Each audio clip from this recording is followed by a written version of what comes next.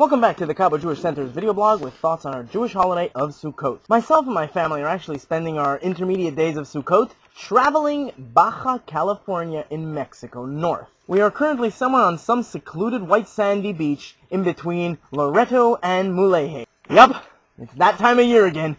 God gets into Jewish mother mode and tells us exactly where we can eat our food. Doesn't it seem like every Jewish holiday is another one of God's Jewish mother scenes? Forget the leaven. Have some crunchy matzah. Here, have another piece of cheesecake. You've got to try my knedel soup. Go to the sukkah and eat like a mensch. Okay, not in that voice, but you get what I'm saying. So, the sukkah.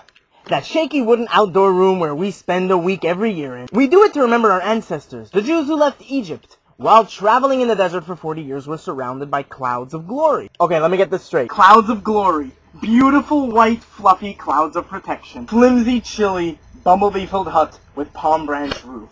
Is this some kind of divine joke? So here's what Sukkot says to me. The Jewish people left Egypt and began trudging 40 long years in the desert. That must have been boring. Didn't we pass the same cactus tree 2 months ago? That made them essentially a nation of homeless wanderers. The Jews needed to trust fully in God's protection. Being in the desert all alone made the Jewish people depend fully on God for their safety. So it was God's divine clouds which guided the Jewish people in the desert. The Jews therefore needed to fully trust in God's protection. Many of us get carried away with the luxuries that life has to offer. I'll take that, and that, oh, and this. That looks good. We get so carried away by the physical. Cool. We get so carried away by the physical that we tend to forget who really provides for us. We think that the 5-star life that we're living is self-made and we deserve it. So God asks us to move out of our comfort zones for 1 week.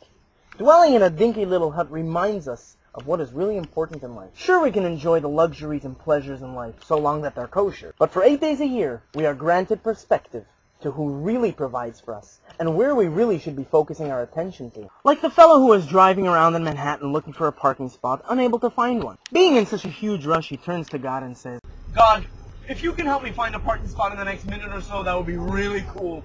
I'll also go all religious on you. There's one.